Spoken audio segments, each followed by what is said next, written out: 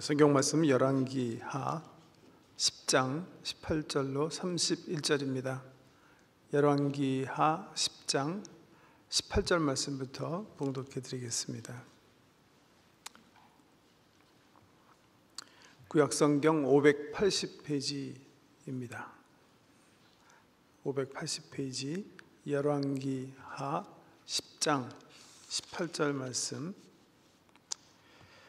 봉독하겠습니다.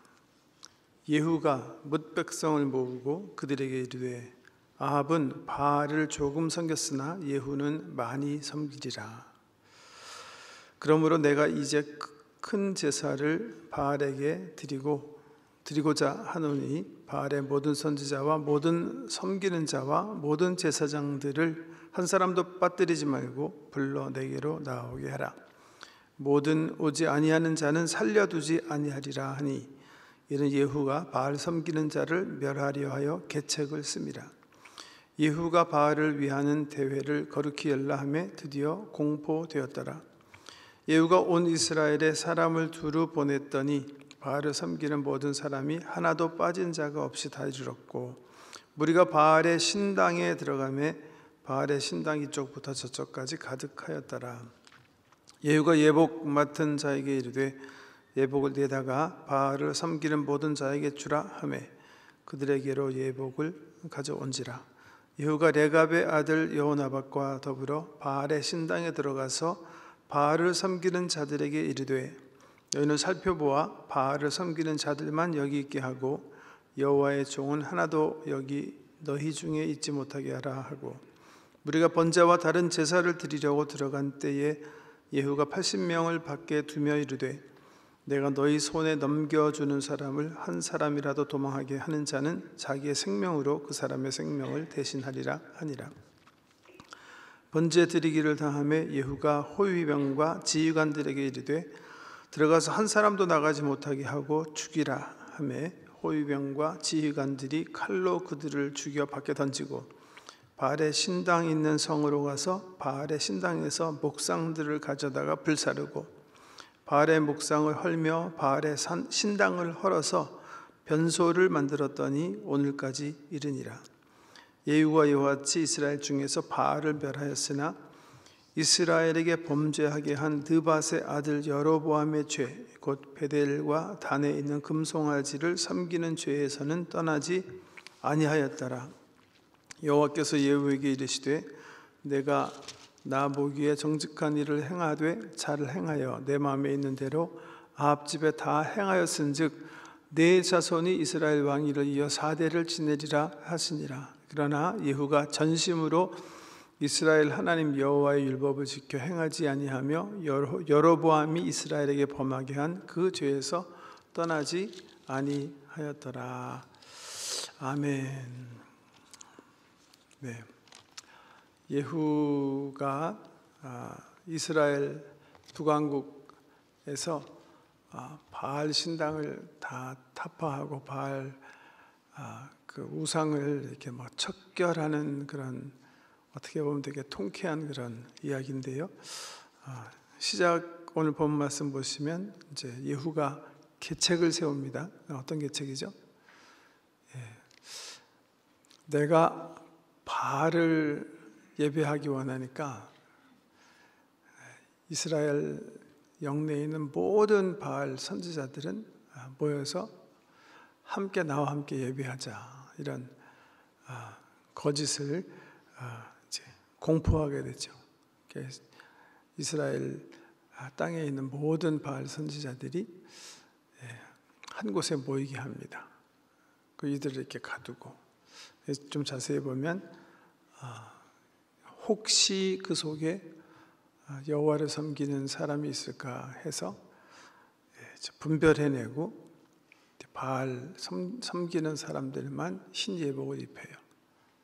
그러고 나서 한 사람도 도망가지 못하게 80명은 밖에서 이렇게 산당 밖에 주위에 지키게 하고 호위병과 무사들을 산당에서 제사를 막 마친 이 바알 선지자들을 이제 칼로 이제 다 죽이는 거죠. 그래서 아마 좀 우리 열왕기상 관점에서 보면 갈멜산에서 살아남아 있었던 모든 선지자들이 여기서 이제 죽임을 당하는 그런 모습입니다. 근데 요즘 그 이리로 묵상운동 이렇게 읽어 나가면서 뭘 좀 느끼세요? 이 본문 말씀 굉장히 이렇게 폭력적이죠. 네, 아직 또 내일도 굉장히 폭력성이 있는 그런 본문 말씀을 읽으실 거고 또 금요일 날도 마찬가지인데요. 네, 특별히 이 이스라엘 왕 예후를 하나님께서 세우셔서 이 아합 왕조에 남아있는 모든 사람들을 다 죽이시는 기사가 이제 9장부터 계속 되는 거예요. 9장 17절부터 7가지 사건을 통해서 전개되는 게 9장 10장인데 오늘 우리 본문 말씀은 그 예후를 통한 이스라엘의 어떤 척결의 클라이막스가 되는 부분이에요.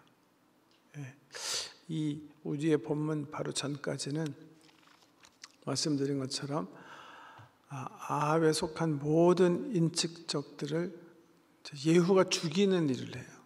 6가지 아주 그냥 끔찍한 사건이 기록이 되어 있고 마지막 모든 관계된 아합의 집안들을 다 죽이신 다음에 오늘 본 말씀 보시면 아합과 이사벨이 가지고 들어온 바알을 섬기는 선지자 또 바알 신당, 산당 이런 것들을 그냥 이제 남김없이 그냥 다 쓸어버리는 그런 역사가 기록이 되어 있습니다. 한번 살펴보시죠. 9장 14절부터 시작이 되네요. 14절을 보면 이스라엘 왕 요람이 살해되는 그런 모습이 있는데 한번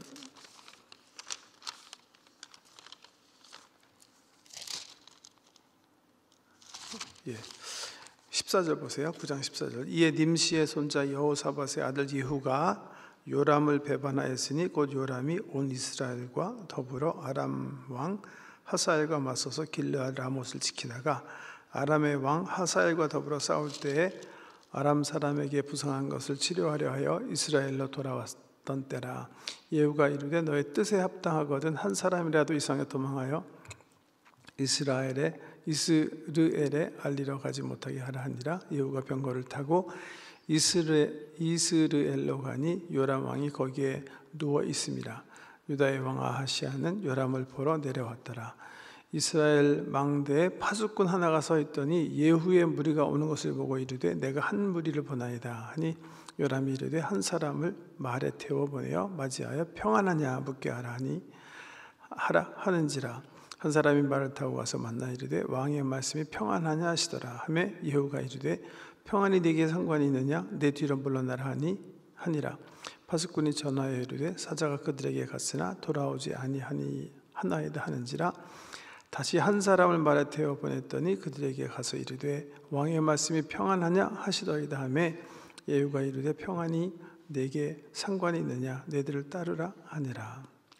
파수꾼이 또 전하여 이르되 그도 그들에게까지 갔으나 돌아오지 아니하고 그 병과 모든 것이 님시의 손자 예후가 모든 것 같이 미치게 모나이다 하니 요람이 이르되 메우라 하매 그 병거를 메운지라. 이스라엘 왕 요람과 유다 왕 아하시아가 각각 그의 병거를 타고 가서 예후를 맞을세 이스르엘 사람 나봇의 토지에서 만나매 요람이 예후를 보고 이르되 예후야 평안하냐 하니 대답하되 내 어머니 이세벨의 음행과 술수가 이렇게 많으니 어찌 평안이 있으랴 하더라. 요람이 곧 손을 돌이켜 도망하여 아하시아에게 이르되 아하시아여 반역이로다 하니 예후가 힘을 다하여 활을 당겨 요람의 두 팔 사이를 쏘니 화살이 그의 염통을 꿰뚫고 나오매 그가 병거 가운데 엎드러진지라. 예후가 그의 장관 빗가락에 이르되 그 시체를 가져다가 이스라엘 사람 나봇의 밭에 던지라. 내가 기억하려니와 이전에 너와 내가 함께 타고 그의 아버지 아합을 쫓았을 때에 여호와께서 이같이 그의 일을 예언하셨느니라. 여호와께서 말씀하시기를 내가 어제 나봇의 피와 그의 아들들의 피를 분명히 보았노라. 여호와께서 또 말씀하시기를 이 토지에서 내게 갚으리라 하셨으니 그런즉 여호와의 말씀대로 그의 시체를 가져다가 이 밭에 던질지니라 하는지라. 이게 지금 예후가 이스라엘 왕이 돼서 처음 이제 그 아합의 왕조들을 이렇게 쓸어버리는 첫 번째 사건이에요. 아합의 아들을 이제 요람을 죽이는 건데, 마지막에 보면 요람이 도망가는 그 요람을 향해서 화살을 당겨서 화살을 관통하게 했는데 염통을 이렇게 정확하게 관통해서 병거에서 요람이 쓰러지고 이 죽은 시체를 어디에다 던져요? 나봇의 밭에 던져. 나봇의 밭에 던져. 그러면서 예후가 뭐라 그럽니까? 함께한 군대장관 빗갈에게 야, 너랑 나랑 함께 그 아합 밑에서 일할 때 이미 요람이 어떻게 될 것을 선지자를 통해서 듣지 않았느냐. 그대로 되는 것이다. 지금 굉장히 어떻게 보면 폭력성이 있는 어떤 그런 반역이면 반역이죠. 일어나고 있는데 예후가 그렇게 이해하는 거예요. 그러니까 하나님께서 뒤에 계시다. 그렇게 얘기하면서 이 첫 사건만 그런 게 아니라요. 계속 또 30절 이후에 보면 이사벨 왕후가 이제 살해되는 장면이 있는데 그것만 하나 더 보시죠. 20절 이제 우리 다 읽지 않겠습니다만은 우리 27절에서 29절 보면 아합의 사위가 된 유다 왕 아하시야가 살해되고요. 30절 이하에 보면 아합의 그 왕후 이사벨이 살해가 되는 건데 보세요.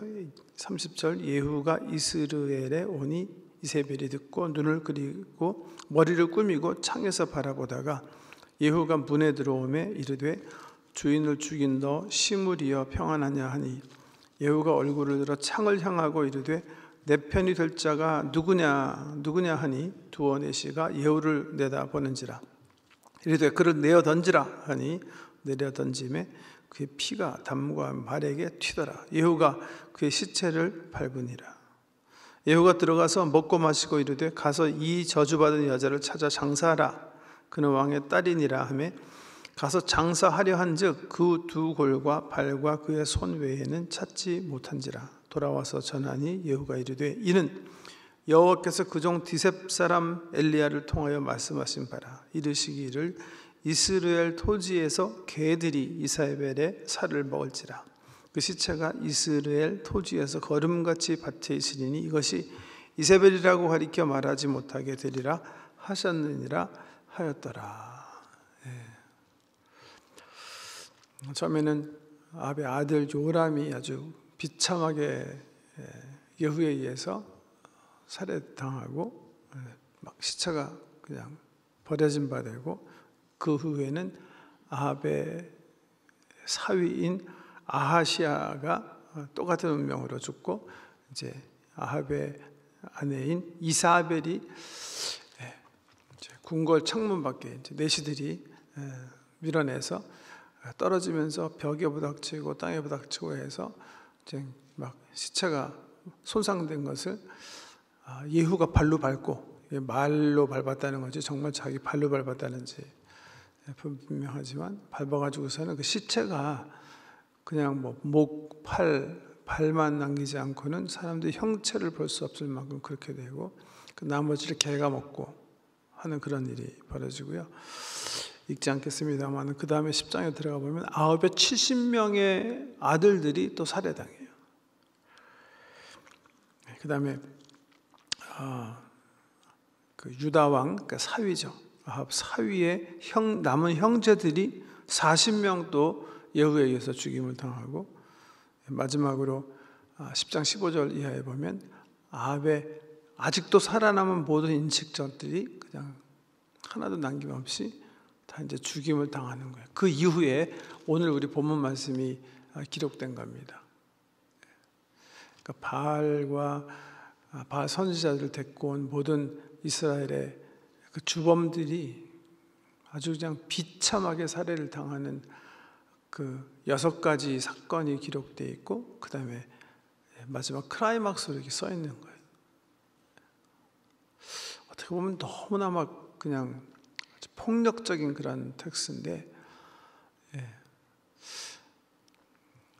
저는 이 말씀이 주는 이 7가지 사건에 주는 가장 큰 교훈은 여호와 하나님을 가볍게 여기는 사람들에 대한 경종이다, 이렇게 생각해요.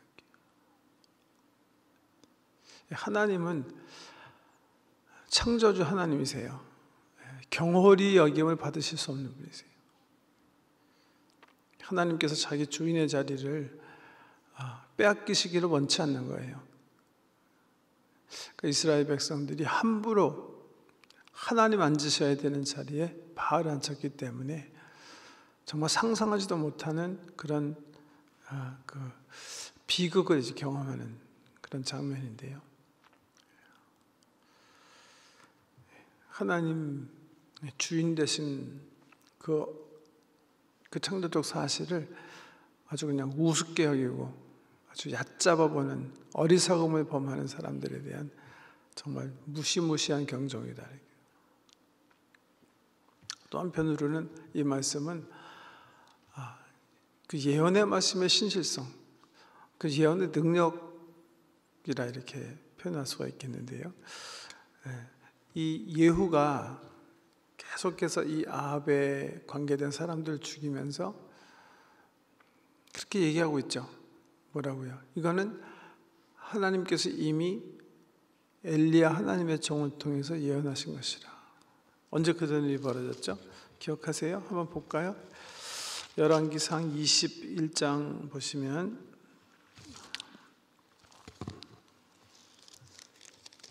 열왕기상 21장 한번 가보세요.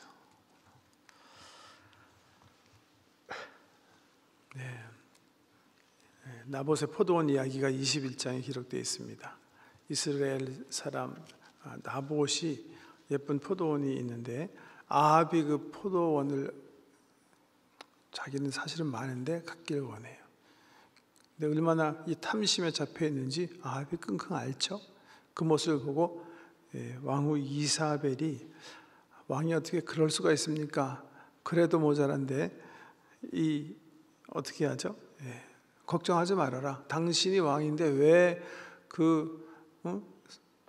당신 백성들의 그 포도원을 갖지 못하느냐? 그래가지고서는 뭐 강압적으로 불량자를 사용해서 나봇의 포도원을 뺏는 거예요. 하나님께서 이걸 보시고 막 분노하시는 거예요. 그래갖고 엘리사 선지자를 보내셨는데 17절 보시면 여호와의 말씀이 디셉 사람 엘리야에게 임하여 이르시되 너는 일어나 내려가서 사마리아에 있는 이스라엘의 아합 왕을 만나라. 그가 나봇의 포도원을 차지하러 그리로 내려갔나니 너는 그에게 말하여 이르기를 여호와의 말씀이 네가 죽이고 또 빼앗았느냐고 하셨다 하고 또 그에게 이르기를 여호와의 말씀이 개들이 나봇의 피를 핥은 곳에서 개들이 내 피 곧 내 몸의 피도 핥으리라 하였다 하라. 아합이 엘리야에게 이르되 내 대적자여 내가 나를 찾았느냐 대답하되 내가 찾았노라. 내가 내 자신을 팔아 여호와 보시기에 악을 행하였으므로 여호와의 말씀이 내가 재앙을 네게 내려 너를 쓸어버리되 내게 속한 남자는 이스라엘 가운데 매인자나 노인자를 다 멸할 것이요 또 내 집에 느밧의 아들 여로보암의 집처럼 되게 하고 아히야의 아들 바하사의 집처럼 되게 하리니 이는 내가 나를 노하게 하고 이스라엘이 범죄하게 한 까닭이라 하셨고 이세벨에게 대하여서도 여호와께서 말씀하여 이르시되 개들이 이스라엘 성읍 곁에서 이세벨을 먹을지라. 아합에게 속한 자로 성읍에서 죽은 자는 개들이 먹고 들에서 죽은 자는 공중의 새가 먹으리라 하셨느니라 하니 예로부터 아합과 같이 그 자신을 팔아 여호와 앞에서 악을 행한 자가 없으면 그를 그의 아내 이사벨이 충동하였더라. 하였습니다. 그가 여호와께서 이스라엘 자손 앞에서 쫓아내신 아모리 사람의 모든 행한 같이 우상에게 복종하여 심히 가증하게 행하였더라. 엘리야를 통해서 아합과 이사벨이 나봇의 포도원을 뺏고 그려 죽인 것을 하나님께서 정말 괘씸히 여기시고, 또 이사벨이 온 이스라엘 땅에 이 우상을 가지고 들어오게 한 것을 하나님께서 분히 여기시고 이 종을 통해서 이미 선포하신 말씀, 이 선포한 시기로부터 10수년이 지났어요. 그래서 아합은 이 말씀을 잊어버리고 있었을지 모르겠어요. 이사벨은 이 말씀을 잊어버리고 있었을지 모르겠어요. 하나님의 말씀의 신실함은 그 아합의 그 왕가에 그냥 신실하게 나타나는 거예요. 말씀처럼 아합에 속한 모든 사람들이 아주 비참한 죽음을 당하게 되는 겁니다. 하나님 말씀의 신실함, 우리가 지난 수요일 날도 살펴봤는데요. 하나님의 말씀이 얼마나 신실한가 한번 깊이 있게 생각하셔야 돼요. 창세기부터 하나님께서 여호와의 이름으로 선포된 말씀이 이루어지지 않은 게 있습니까, 여러분? 선악과 따먹으면 죽는 사람 죽는 거예요. 그만큼 하나님의 말씀 무서운 거예요. 이는 그대로 이루어지는 게 하나님의 말씀이다. 굉장히 중요하고요. 근데 이 9장, 10장 이렇게 말씀을 읽어보면 한 가지 이렇게 좀 납득이 안 되는 그런 부분도 있다 그렇게 생각해요. 어떤 거죠? 지금 뭐 정말 끔찍한 어떤 폭력성 사건들이 연이어서 일어나는 7개의 일련의 사건들이 일어나는데 그 뒤에 누가 있는 거예요? 우리 여호와 하나님이 계시다라는 어떤 그런 예후의 표현이에요. 여러분 어떻게 생각하세요? 예후가 옳게 얘기하는 건가요?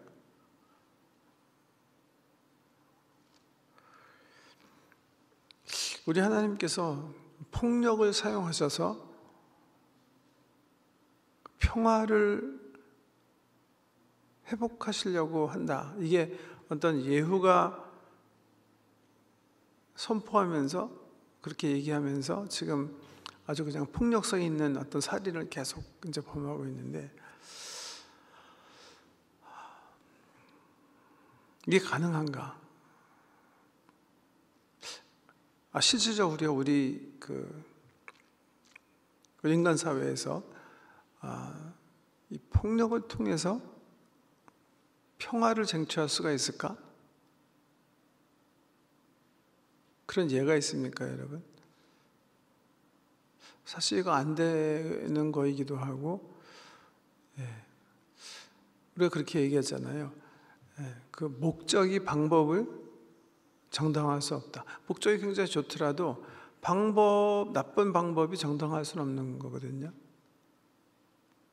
근데 지금 그 하나님과 이스라엘 사이에 깨진 평화로 인해서 하나님께서 폭력을 사용하셔서 그 평화를 쟁취할 수가 있을까? 그런 어떤 퀘스천이 물어지는 그런 일련의 사건이다 이렇게 볼 수가 있어요.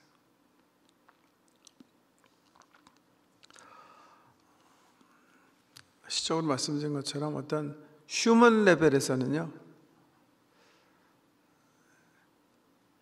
그게 가당치 않은 일일 거예요. 왜냐하면 우리가 사용하는 방법이 좋지 못한 이상 그 방법이 올바른 결과를 도출해낼 수 있다는 보장이 없어요. 우리 사람은. 근데 그 observation, 그 관찰은요, 이게 하나님 안에서는 가능할 수가 있겠다, 그런 결론을 내게 돼요. 사람은 가능하지 않지만 어떻게 보면 하나님만이 유일하게 그 폭력을 사용하셔서 하나님 원하시는 평화를 창출해내실 수 있는 그런 분일 거예요. 실적으로 구약의 역사 보면 하나님께서 깨어진 자기와 이스라엘 백성의 관계를 회복하시기 위해서 사실은 예후만 사용하시는 거 아니에요. 이후에 또 하사엘이 나오고 이후에 결국 시리아, 아시리아를 들어서 이스라엘을 때리세요. 그게 안 되니까 바벨론을 들어서 또 유다를 치세요.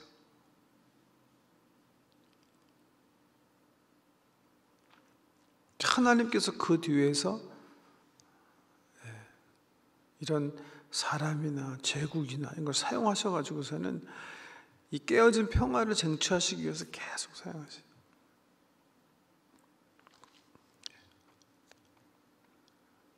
그래서 결국 하나님께서 마지막에 사용하시는 폭력이라고 그래야 되나요? 그 폭력은 뭐예요? 그게 바로 신학에 등장하는 크라이막스예요. 그게 뭐예요? 예수님이에요, 예수님.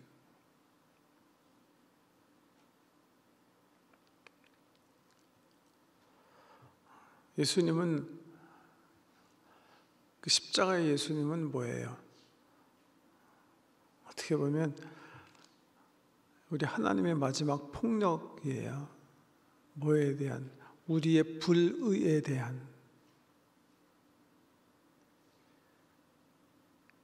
그 십자가를 보면서 얼마나 하나님께서 우리 인간이 하나님을 배반하고 하나님이 주인이신 것을 거부하는 것을 싫어하시는지 아십니까? 그 죄에 대한 처벌이에요. 하나님의 의예요, 의. 우리는 주로 사랑의 십자가를 그러는데, 사랑의 십자가인데 뒤집어 보면 그게 하나님의 의예요. 계속해서 사람의 불의에 대해서 하나님께서 간섭하셔서 회복시키기 위해서 이 구약의 역사에 보면 계속 하나님께서 어떻게 보면 폭력을 사용하시는 거예요. 벌하시는 거예요.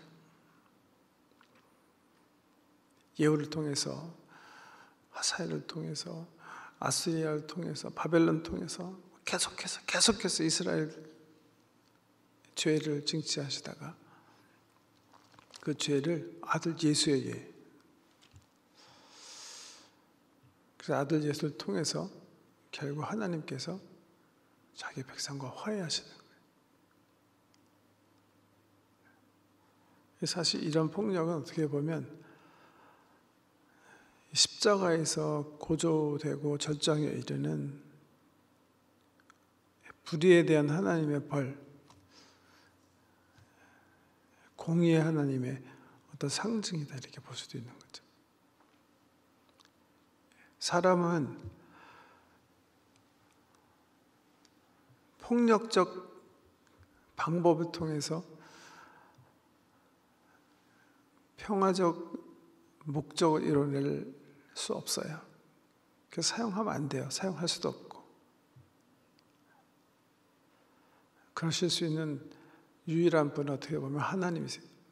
하나님은 결국 최종적 폭력인 아들을 십자가에 달게 하심으로 하나님 원하시는 사랑과 하나님의 백성과 자기와의 평화를 회복시키는